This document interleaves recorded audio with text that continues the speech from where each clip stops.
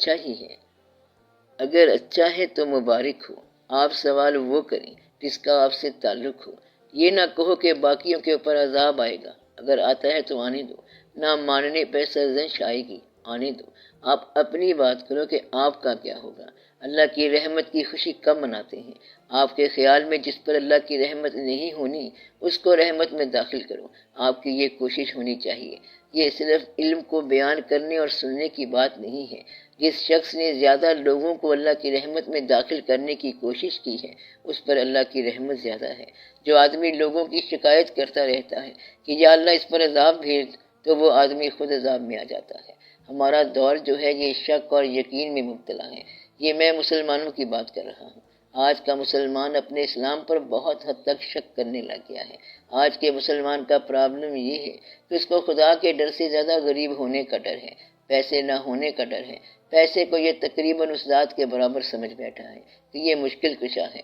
بڑے سے بڑا ایمان والا آدمی جو ہے وہ بھی ایمان کی ایک شرط لگاتا ہے کہ اس کے پاس کم از کم اتنا بیسک اماؤنٹ ہونا چاہیے، پھر وہ ایمان لائے گا، اور یہ ایمان کے اندر خلل ہے۔ اس لیے آج کے مسلمان میں سے پیسے کی محبت نکل جائے تو یہ مسلمان بہت اچھا ہو جائے گا۔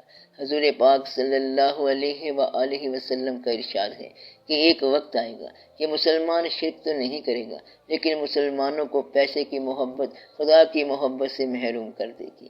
آپ سمجھو کہ یہ دور آ سکتا ہے یا آ گیا ہے؟ یہ آپ کا دور ہے۔ آج کے دور میں جس آدمی کو اللہ تعالیٰ پر بھروسہ ہو وہ اچھا آدمی ہے، کامیاب آدمی ہے۔ آج کے مسلمان کو اگر حضور پاک صلی اللہ علیہ وسلم کی شفاعت پر بھروسہ ہو تو وہ آدمی ہمارے خیال میں اچھا ہے۔ آج کا مسلمان دیکھے بغیر اگر اپنے مستقبل پر راضی ہو تو وہ آدمی بہت اچھا ہے۔ آج کا آدمی اگر اپنے بھائیوں کو، اپنے پڑوسیوں کو خامی کے باوجود برا بھلا نہ کہے، ان کے خلاف پراپاگنڈا نہ کرے، جس کی زبان سے مومن محفوظ ہو جائے، وہ آدمی اچھا ہے۔ ورنہ لوگ کہتے کہ وہ تو ظالم آدمی ہے، وہ بہت ہی گندا آدمی ہے، آپ کو اس کا پتہ نہیں ہے۔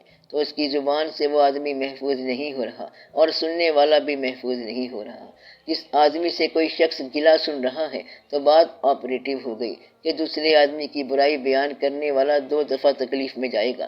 ایک تو جو اس نے برائی کی ہے، غیبت کی ہے، اور دوسرا یہ کہ اس کو اللہ کی بات بتانے کی بجائے کسی کی خامیاں گنوا رہا ہے اور اس کا ٹائم بھی ضائع کیا ہے۔ ایسا آدمی جو ہے سزا کا مستحق ہے۔ ایسے آدمی کو آپ سماج سے نکالو۔ جو محبت کے طور پہ دوستی بناتا ہے اور اس کی خامیوں کو سماج میں پراپوگیٹ کرتا ہے، جو مسجدوں میں عبادت کے لیے جاتا ہے اور نمازیوں کے گلے کرنے کے لیے باہر آ جاتا ہے، یہ آدمی جو ہے یہ آپ کا چھپا ہوا دشمن ہے۔ یہ کہتا ہے کہ دیکھو مسجد میں کیا ہوتا ہے۔ اب مسجدیں تو مسجدیں نہیں رہ گئی ہیں، یہ مسلمان جو ہے وہ مسلمان تو نہیں رہ گئے۔ اب یہ جو مسلمانوں کا گلہ کر رہا ہے، اسلام کا گلہ کر رہا ہے، وہ آدمی نقصان میں ہے، اس کی اصلاح کرو۔ کسی آدمی کی خامی جو ہے وہ بیان نہ کرو بلکہ اس کی اصلاح کرو۔ اگر اصلاح کر سکتے ہو تو اصلاح کرو، ورنہ مسلمان کسی مسلمان کا گلہ نہ کریں۔ اللہ تعالیٰ نے اس چیز کا بہت برا منایا ہے۔ غیبت کرنے والے کے لیے بہت ہی تنبیہ آئی ہے۔ غیبت کیا ہوتی ہے؟ دوسرے آدمی کی خامی تیسرے کو بتانا، یعنی دوسرے آدمی کا تشخص تیسرے کی آنکھ میں خراب کرنا۔ تو کسی کی کردار کشی جو ہے یہ انتہا ہے، چاہے وہ جینون ہی ہو۔ لوگوں نے حضور پاک صلی اللہ علیہ وآلہ وسلم سے پوچھا کہ یا رسول اللہ صلی اللہ علیہ وسلم، غیبت کیا ہوتی ہے؟ آپ صلی اللہ علیہ وسلم نے فرمایا کہ کسی آدمی کے بارے میں وہ بات کرنا جو تم اس کے منہ پر نہیں کر سکتے۔ لوگوں نے عرض کی کہ یا رسول اللہ صلی اللہ علیہ وسلم، یہ بات سچی ہو کہ جھوٹی؟ آپ صلی اللہ علیہ وسلم نے فرمایا کہ جھوٹی بات بھی غیبت ہے اور سچی بات بھی غیبت ہے۔ لوگوں نے آپ صلی اللہ علیہ وسلم سے اور یہ پوچھا کہ اگر ہم اس کے منہ پر اس کی خامی کہہ دیں تو آپ صلی اللہ علیہ وسلم نے فرمایا کہ یہ بے حیائی ہوگی۔ تو وہ تو غیبت ہے اور یہ بے حیائی ہے۔ اگر کسی کو یہ کہہ دینا کہ تمہاری ایک آنکھ جو ہے یہ دیکھنے والی نہیں ہے، تو کانے کو کانا کہہ دینا اور اس کے منہ پر کہہ دینا اس انسان کی توہین ہے۔ اس لیے اچھا انسان وہ ہے جو دوسرے کی خامی دیکھے اور دور کرنے کی کوشش کرے۔ اگر خامی کو بیان کرنے کے لیے طبیعت چاہے تو آپ کے اپنے اندر بہت خامیاں ہیں، انہیں بیان کیا جائے، یہ کافی ہے۔ اگر دوسرے کا بیان کرنا ہو تو اس کی خامی دور کرو۔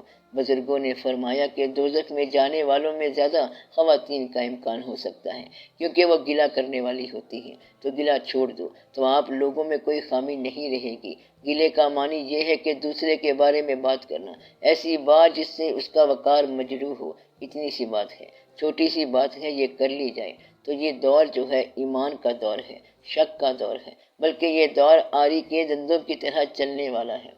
کبھی ایمان عروج میں آ جاتا ہے اور کبھی ڈپریشن آ جاتی ہے کہ اللہ ہے کہ نہیں ہے، پتہ نہیں ہفتے کو کیا ہوگا، تو انسان کے اندر کاٹ لگی ہوئی ہے۔ اگر انسان کا بھروسہ اللہ پر ہے تو میرا خیال ہے کہ یہ بہت اچیومنٹ ہے۔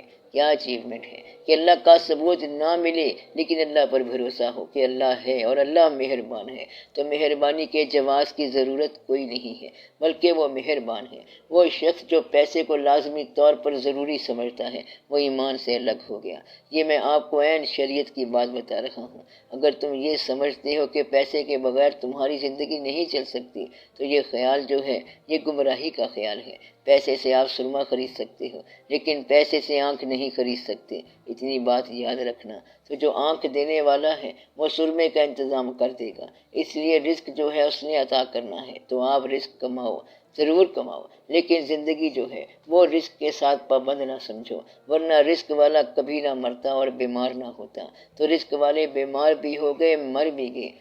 ثابت یہ ہوا کہ پیسہ نہ بیماری سے بچا سکا اور نہ اس کو غم سے بچا سکا، نہ موت سے بچا سکا، نہ اپنی فکر سے آزاد کر سکا، نہ اسے دوسروں کے اندیشے سے آزاد کر سکا۔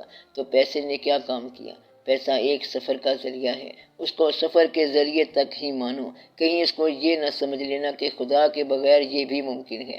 اللہ تعالیٰ نے اس بات سے منع فرمایا ہے کہ وہ جو سمجھ رہے ہیں کہ ان کا مال ان کو ہمیشہ کہ مال ان کو اٹرنل بنائے گا، وہ کبھی نہیں بنائے گا، اس نے کسی کو نہیں بنایا آج تک۔ تو یہ پیسہ، قوت اور مرتبہ ایمان کے اندر دراڑ ہے۔ لوگ یہ سمجھتے ہیں کہ اگر ہم مرتبے میں آ گئے تو شاید ہم موت میں نہیں جائیں گے۔ مرتبہ، بادشاہت کا مقام یا پیسہ جو ہے یہ ماضی میں آپ کو اللہ تعالیٰ نے بتایا کہ یہ سب فانی ہیں۔ یہاں دبدبے والے آئے، بادشاہت والے آئے، تم سیر کیا کرو اور دیکھا کرو کہ یہ کھنڈرات جو ہیں یہ کون سے زمانے کے محل ہیں۔ اتنی سی بات میں ساری کہانی ختم ہو جاتی ہے۔ تو یہ کھنڈر کس زمانے کا محل ہے؟ آپ ایک دفعہ کسی کھنڈر کو دیکھ لو تو پتہ چلے گا کہ پہلے وہاں کیا مقامات تھے۔ کبھی قلعے پر چلے جاؤ، وہاں کسی زمانے میں کوئی بادشاہ ہوتا ہوگا، وہ کیا ہوتا ہوگا اور اب کیا ہوتا جا رہا ہے، اور یہ سب قافلہ کہاں گیا۔ آپ کو فرصت نہیں مل رہی ہے، اور آپ کو اس وقت فرصت ملے گی جب فرصت کا فائدہ نہیں ہوگا۔ آپ اپنی مصروفیت سے کبھی ایک دن نکال کے فرصت کی طرف بھاگ جایا کرو، گمنامی میں نکل جایا کرو۔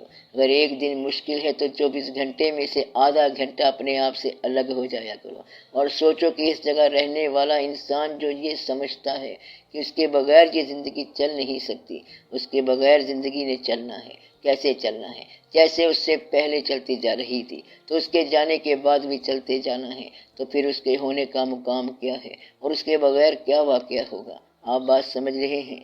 میں نے آپ کو ایک بات کی تھی، ایک فکرہ بتایا تھا کہ ہم سب لوگ جدائیاں ہیں اور ہم وصال بن کے بیٹھے ہوئے ہیں۔ ایسی بات ہے نا، یہ ایک واقعہ ہے۔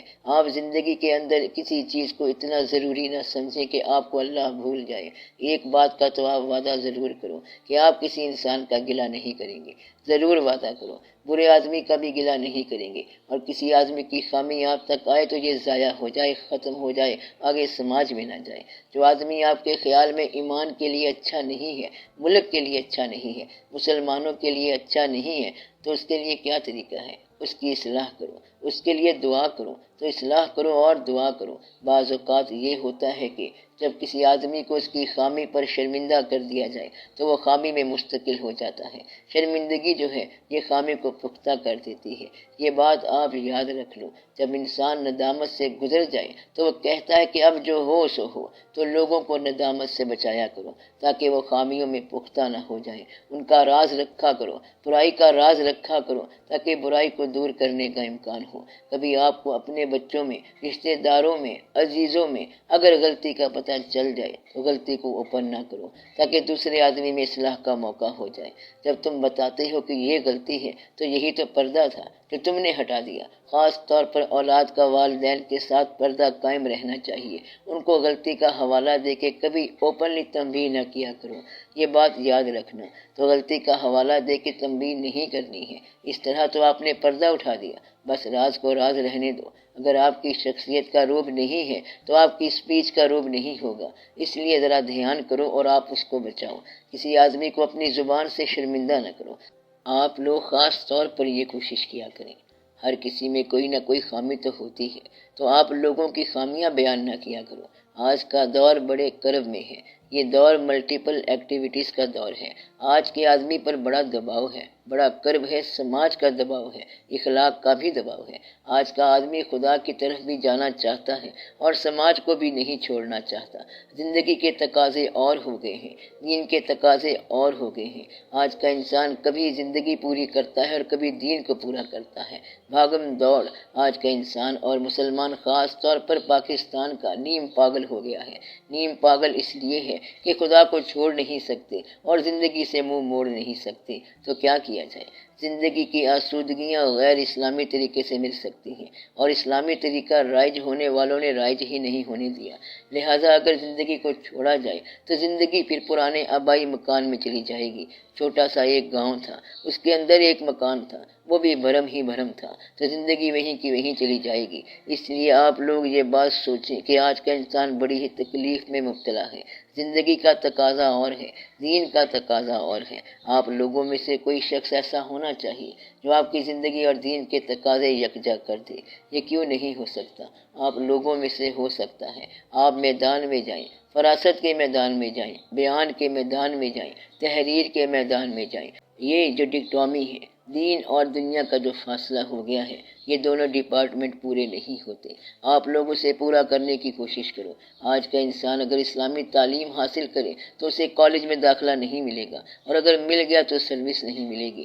جن لوگوں کو سروس ملتی ہے وہ انگریزی اسکول کے ہوتے ہیں، اور جو انگریزی اسکول ہیں ان کی انگریزی تعلیم ہوتی ہے۔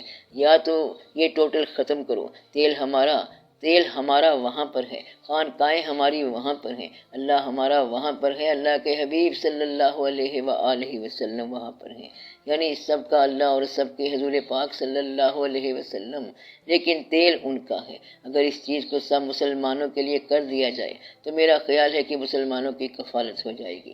ہو سکتی ہے کہ نہیں ہو سکتی؟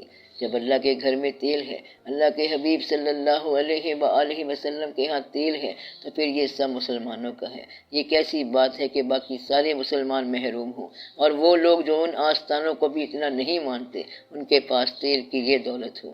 جب حضور پاک صلی اللہ علیہ وسلم نے یہ دعا فرمائی ہے کہ جہاں دنیا کی دولت ہو وہ جمیع مسلمانوں کے لیے ہو، وہ مسلمان امت کے لیے ہے، تو حضور پاک صلی اللہ علیہ وسلم کے دیش کی تمام فراوانیاں امت کے لیے ہیں۔ یہ بات دل میں یاد رکھنا، اور موقع ملے تو زبان سے بات کرو۔ حضور پاک صلی اللہ علیہ وسلم کی بات سب امت کے لیے ہے۔ پاکستان کی جو اسٹیٹ ہے اس میں جو بھی بادشاہ ہو، بادشاہ کی زندگی اور محروم التفات آدمی کی زندگی کا فرق مٹا دو، پھر بات آسان ہے۔ اگر فرق مٹ گیا تو یہ برابر ہے۔ میں یہ نہیں کہتا کہ آپ لوگ اپنی اور نوکر کی زندگی کا فرق مٹا دو، کیونکہ یہ آپ کے لیے مشکل ہے، آزمائش ہے، لیکن اب یہ مٹا دو تو کیا حرج ہے؟ جو آپ کو سماج کا سب سے چھوٹا آدمی نظر آ رہا ہے اس کے ساتھ سب سے بڑے آدمی کا فرق مٹا دو۔ یہ واقعہ ایک دفعہ کیا ہے حضور پاک صلی اللہ علیہ وسلم نے۔ آپ صلی اللہ علیہ وسلم نے اپنی ظاہری زندگی کو، رہنے والی زندگی کو، گھر میں رہنے کے انداز کی زندگی کو اس آدمی کے برابر کر دیا جس کے پاس آسائش نہیں تھی۔ اگر فاقہ تھا تو ساری قوم پر فاقہ تھا۔ یہ آپ صلی اللہ علیہ وسلم نے کیا، اور آپ صلی اللہ علیہ وسلم کے کچھ جانثاروں نے کیا۔ باقی یہ واقعہ کہیں نظر نہیں آیا، ورنہ تو ماننے والوں میں اور منوانے والوں میں ہمیشہ فرق رہا۔ اس لیے آپ لوگ اس بات پہ غور کرو، دعا کرو، ایک دوسرے کے ساتھ رحم کیا کرو، پردہ پوشی کیا کرو۔ اللہ تعالیٰ آپ کے پردے قائم رکھے، محفوظ کرے، آمین یا رب العالمین۔